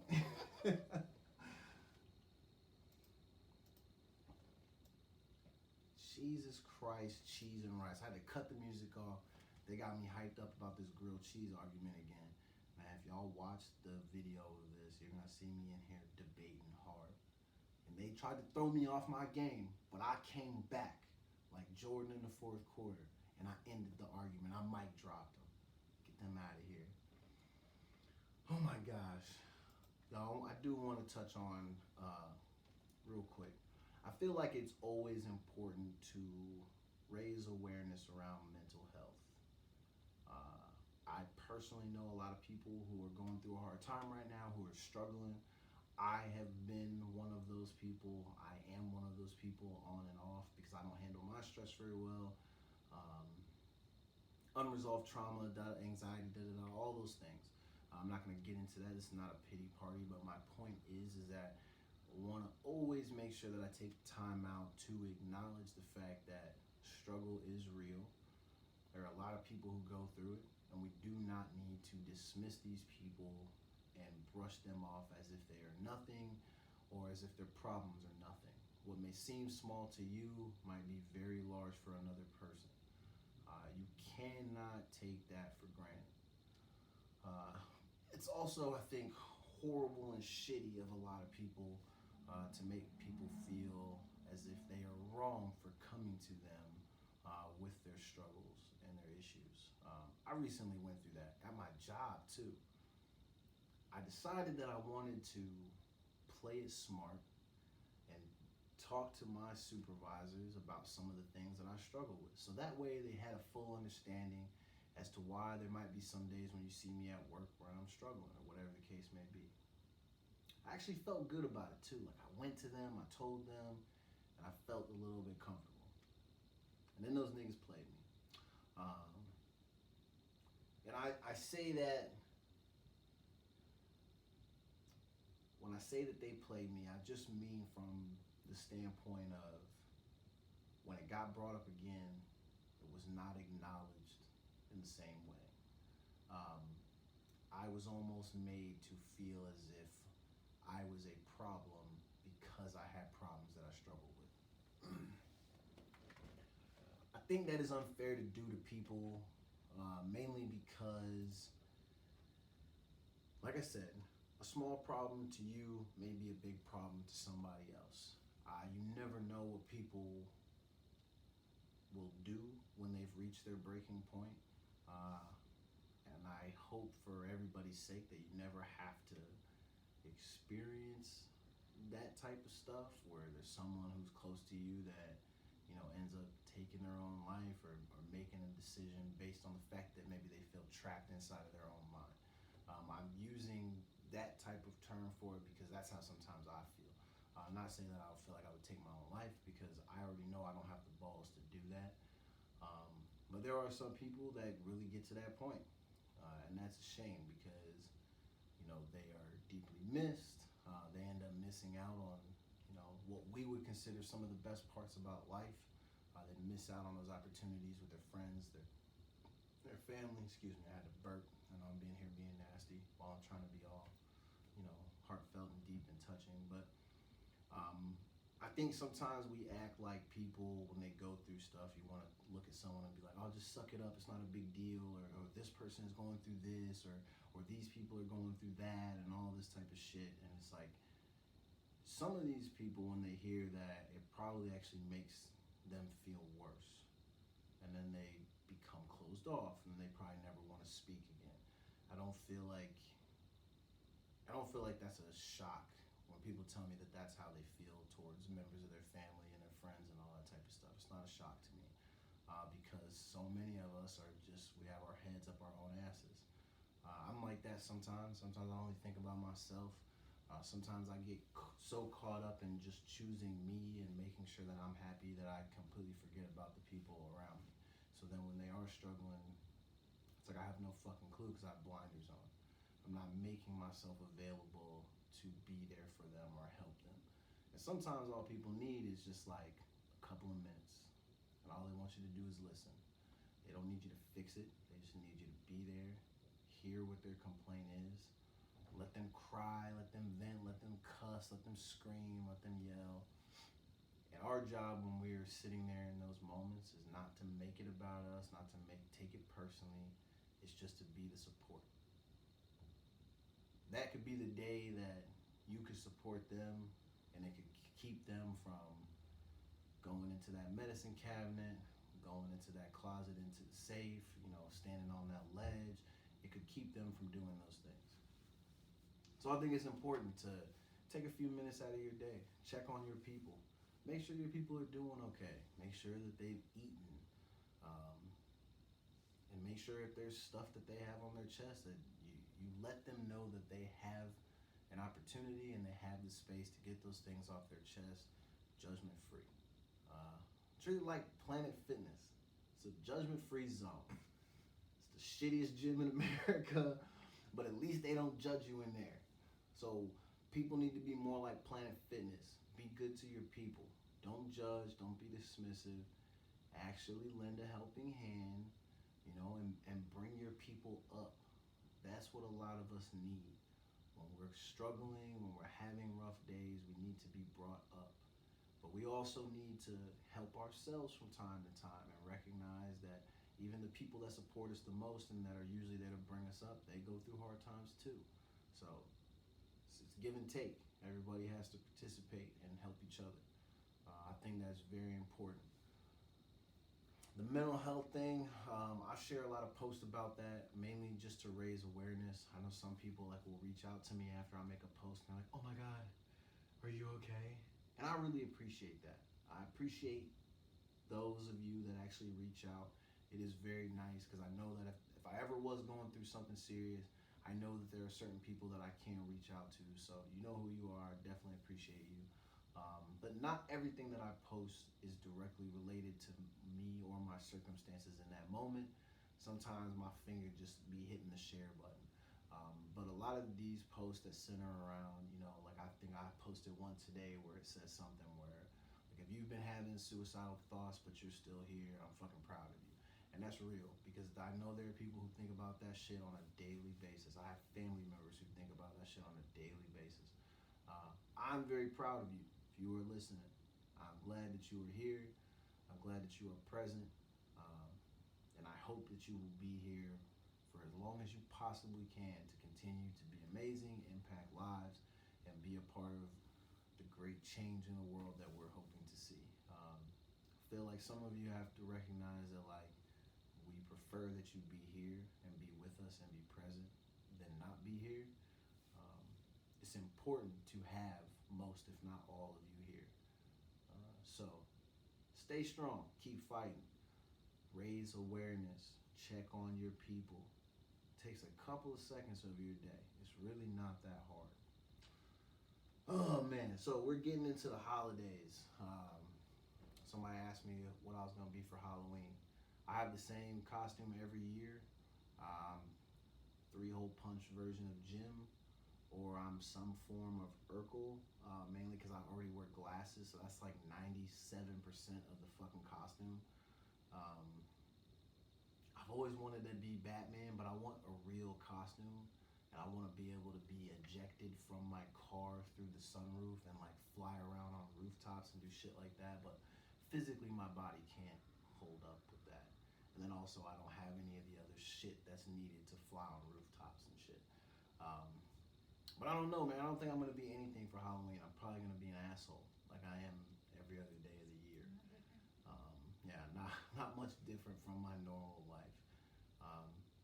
Either that or I'll be a guy pretending to be funny on the radio. That's a pretty good costume. I'm rocking that pretty damn well. But yeah, I hear there's some big Halloween parties coming up. Let's see, I was gonna shout one out because it actually looked kind of cool, but then it looks like they took the ad down for it, so maybe that shit got canceled. But I don't know. I guess they missed out on getting their shit plugged. Next time, if you want something shouted out on the radio, send me something that is gonna be available when I open it. Don't send me a link saying y'all got a flyer, and when I open it, it says content not available. That was a disappointment. Your ad did not get played, but hopefully people still should come to your party. Reach out to me. You know who you are. Let's see. We got 20 minutes left? Shit, man. You know what I gotta do? I gotta go to the fucking bathroom. I've been sitting here running my damn mouth and I haven't peed in a little bit. So the water and the tea, and I had some whiskey earlier that's running through me. I gotta go relieve myself. gonna get back to the music, and then we're gonna come back. We're gonna have some final thoughts. I'm gonna cuss some people out, even some of my friends. Jason, don't think I forgot about you, you bum. So when we get back, I'm gonna get into that.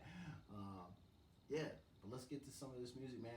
You were tuned in live to the Meaningful Jackson Show. I'm your host, Meaningful Jackson. Thank you for tuning in. I'm here with you every Tuesday and Thursday, 7 to 9 p.m. Pacific Standard Time. Pacific Standard Time. Jesus Christ, some of you people in this time difference. Like, damn, did any of y'all go to school? Because I know if I know it, some of y'all should know it. It's embarrassing. Be ashamed of yourself. All right, let's get into this music real quick.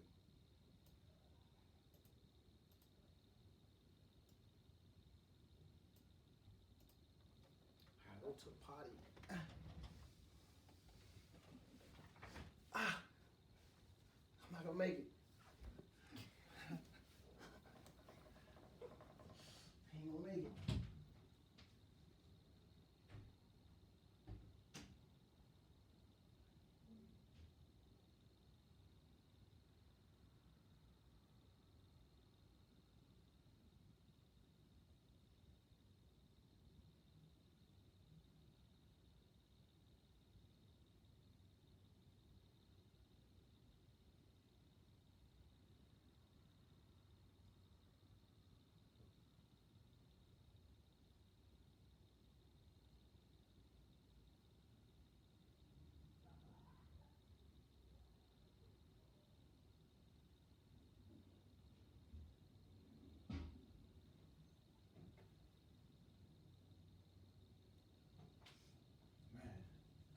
It's fucking hot in here.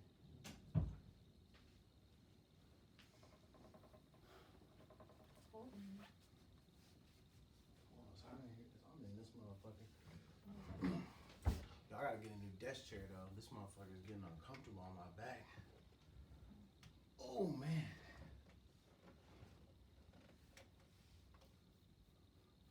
So, shout out to you if you're still watching this YouTube broadcast. Your boys in here watching Brooklyn Nine-Nine. We just in here having random ass conversations like we always do. Me and Cheese in the building. Cheese is a producer on the show. Do get some credit for content, mainly just their input and conversation. They don't really do a whole lot. But big supporter of the show, one of the founding members to my enterprise. Well, yeah, something like that. I don't know. Just a person in here. I'm just a person in here. There's another person in here. And we're just kicking it. Brooklyn Nine-Nine in it. I don't know, man. Relaxing. 2-hour show. We went from an hour and a half to 2 hours after the first couple of weeks. I don't know. How do you think it's going? Coming up. It's good. I think it's good. We're getting a lot of feedback from people. People really like the show, I think. And there's some people who are disagreeing with some of my thoughts. And I like that because that was the whole thing, was to just provoke thought and conversation. So, job well done. That's how I know I'm a success. Yeah.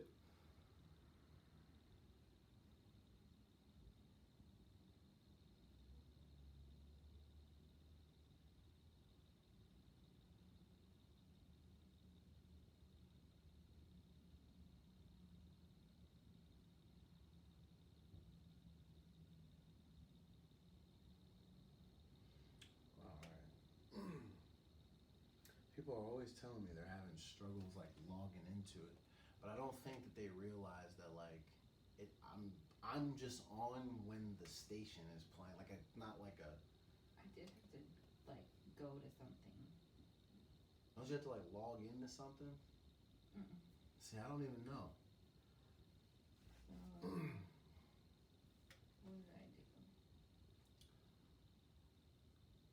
Yo, I be wanting to get on here and sing so bad.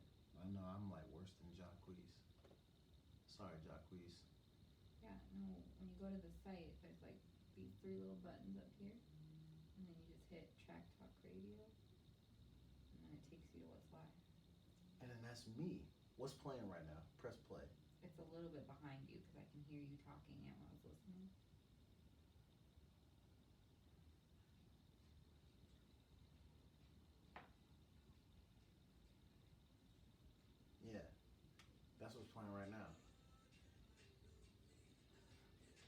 that J. Cole banging. Ah, ah. Eh, eh, eh, eh, eh, apparently. That's classic. Yeah.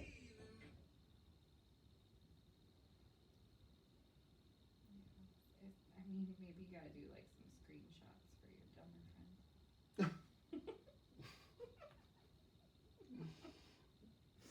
Yo, you're probably right.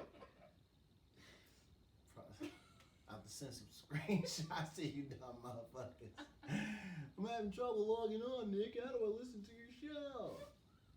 But nigga, I don't know either. I've never logged into the site as like a viewer. I You don't only, have to log in. I literally. I'm Oh gonna yeah, make you keep some saying that. I'll make some screenshots on the work. Like make a tutorial video and just send it out to everybody on my phone list. Here is how you access the show. First, you click here. Yeah.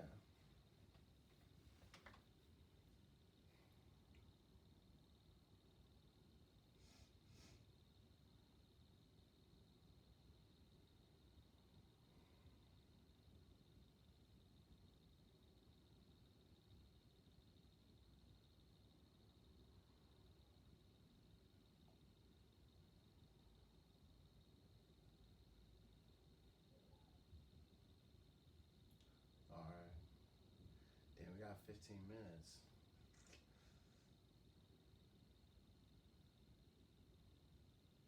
Patches was even listening. Matches. Yo, you know what's funny? Mm. She may not remember the one time that I called her that, and then I just called her that on the broadcast. Oops. Sorry, Holly. It's on the video. Okay. I know. Well, she's probably gonna watch the video. She says she's listening to this stuff now. So I have a friend named Holly, who's a good friend of mine, and recently she had some sort of eye surgery. So she had like one of the jokes that we were making. Is I kept telling her, I was like, I want to see like if you're gonna have like an eye patch, because I just thought that would be funny. And so like I just was calling her patches. And so, but that was like forever ago. I actually forgot that she had that because the last like 3 or 4 times I've seen her, it just like you can't tell. So like if it's not being brought up in the moment, I totally forgot that she had that until like I see her name pop up and I'm like, oh, and then I say it out loud. Sorry for the disrespect, Holly. My apologies. She may not want to be called patches on this.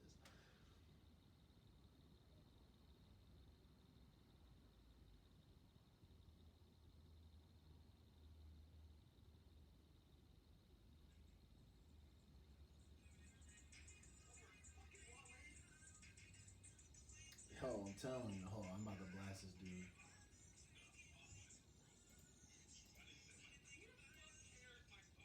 Yo. So we had the Snoop Dogg playing, and I'm listening. Shout out to my boy James Smith. My man is over there giving out dope cuts at Pound for Pound Barbershop. Shout out to my folks over there. But James, let me tell you something, bro. I only had Mike Posner against Wale because these are the 2 albums that I listened to most recently. It's just been within the last couple days. I'm not saying that they're on the same level of rappers. I'm saying when I listened to those 2 albums, the one that I thought was better was Mike Posner. Now, when we put Wale against people that rap like him, Wale is definitely better than a lot of the people that are in his category. But those people aren't that great, fam. So, like I said, my job is done. I provoked thought. You know, you blasted me on the Snapchat for probably saying something that was kind of stupid. I'm sure when people heard me say the whole Mike Posner Wale thing, they probably thought that I was like comparing the 2 of them as rappers against each other, but that's not what I was doing. Because we know which one is better, and it's not Wale, right? I'm sorry. No, man, let me stop, man. Wale, he has a classic record with who he had on there? He had Miguel. Yes, he has some good features. Miguel. I'm blanking on what other songs he has. Wale. What does he have? Oh, he had that cut with Lady Gaga. That's how I first got introduced to him. I thought that shit was pretty tight. What's that called? Chillin'? That's from like 09? 2010? No. What year is it? Fuck, man, that's a long time ago. Wale, you doing all right, brother. I'm proud of you. Because you're doing a lot more than what most brothers do. You're definitely doing more than what I've been doing. So I'm not trying to hate. I'm just saying I'm not a super duper fan of Wale. I don't think he has classic verses. That's all. But he's not a bad rapper. James, you look dusty on your snaps, bro. But I can't say shit to you because, my nigga, I've had a hat on for the last 3 weeks because, nigga, I'm looking like I'm one of these niggas underneath the fucking I-5. You know, fucking, I'm just down there, tent city, boy. I look like I'm homeless. I need to line up. I need my fade tight. I need all that shit. So I'm gonna slide through pound for pound this week, get my hair cut. Listen, they do kids cuts too. So any of you white girls that got these, you know, mixed babies that need fresh haircuts, stop sending them with your broke ass baby daddy to get a whack ass haircut. Send them to my nigga Hernan or my nigga James, Herschel, Johnny. I don't really know anybody else that work in there, but all the guys, they'll hook it up. I've referred people before. They give out good haircuts. I've been going there for the last 5 years, and the way I ended up there was I was referred by a nigga that I work with. So shout out to JJ, because he hooked me up. Now I'm hooking y'all up. So check in with James or Hernan. They'll get you all set up, pound for pound. And Kent. God, Kent is deep for me now. Damn, I'm all the way out in Kirkland. Kent is far. That's why I can only get a haircut every 3 weeks. I'm out here dying. Like, literally dying. This is what death feels like. Not having a haircut for 3 weeks as a black man in America without my fresh lineup and my beard not being trimmed up, the hair on my neck, oh my God. The audacity of me to be walking around looking like this. Jesus. Ugly. But anyway, before we go, I want to talk about some of my dusty ass friends that I play basketball with. A couple of my friends, they're very successful, nice guys generally. But when we show up on Sundays, and Sundays is meant for fellowship, that's when we play basketball. When we show up on Sundays, sometimes we roast each other. It's all fun and games, it's all love. The only problem for these niggas now is that I'm on a microphone and people are listening. So now not only am I gonna roast y'all on Sundays, I'm gonna roast you on Tuesdays and Thursdays. What did Jay say? Jay said, you gonna get on there and tell him how I be washing you up at the court? Now I wanna tell y'all something. I'm gonna give Jay his props.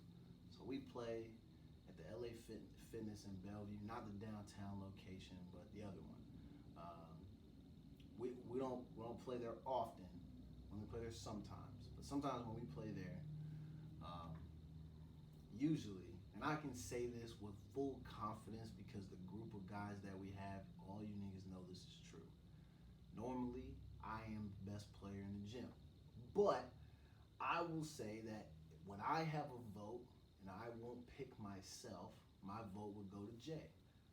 Most technically proficient guy we have in the gym. Jay's a killer on the court. But I'm Rambo on the court. So Jay does not mean washing nobody up. Usually, you know, I won't say Jay is always on my team. Jay is on my team a lot. But usually he is on the other team. And my team, as a team, we take the loss. But I want to make it clear, Jay does not kill me. He kills some of you other niggas. He kills my brother quite often, but he does not kill me. But shout out to my man Jason Hicks, man. A lot of y'all probably know him. He works out at Lucky Strike in Bellevue, you know, running the nightlife over there. He also has this super dope magazine. And so on the next show, I'm going to make sure he slides me a copy, even if it's just a digital copy, and I'm going to give him a proper shout out, him and his team. He's with a couple of guys. They started this magazine, super dope, and they've been having a whole lot of success. So shout out to my man Jay. Jay's a good brother. Jay, I appreciate you, man. I know at times when I've gone through a hard time, Jay has always been somebody that's looked out. So he's somebody that we consider good people. Shout out to my boy Vic, too. Vic, my man. Vic's doing big things. Linking up up with with some high profile rappers to work with his company and them, in some ways where we can affect some reform in our justice system and things like that.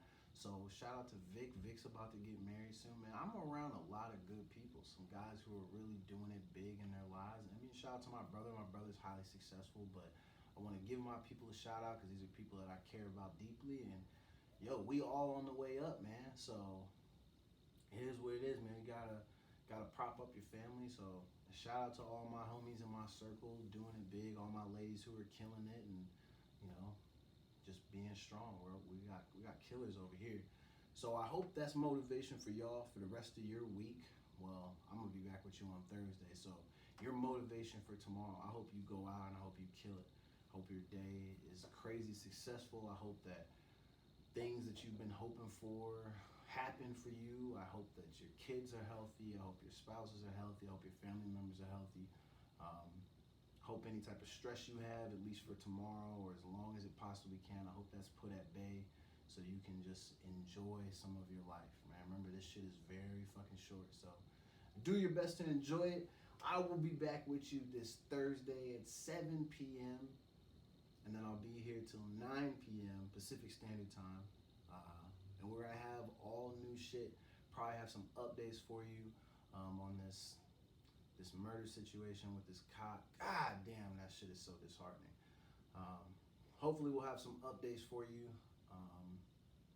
And then we'll get into sports talk. It'll be Thursday night football, so we'll be talking about that. For all you Seahawks fans, how do you feel that people are starting to talk about your boy Russell Wilson as a potential NFL MVP? I think that's bogus. I don't think he's a good quarterback, but we'll get into that on Thursday. So we're going to get back to this music, man. I'm going to close it out. I appreciate y'all tuning in. Like and subscribe and share all the stuff with your friends. Support your boy. I'm just trying to do what I love, which is be annoying as hell, talk, crack jokes, and just, smile and enjoy life. So hit me up with good feedback, bad feedback, all types of feedback. I'm willing to maybe listen. But if you're just a pure hater, I'm probably going to tell you shut the fuck up. So be prepared for that. But hope y'all have a good night. I'll see you on Thursday. This is the Meaningful Jackson Show, and we out. I'm going to catch you niggas tomorrow. Or, no, tomorrow's Wednesday. So Thursday, I'm going to see you ugly, dusty motherfuckers on Thursday. Run the music, DJ.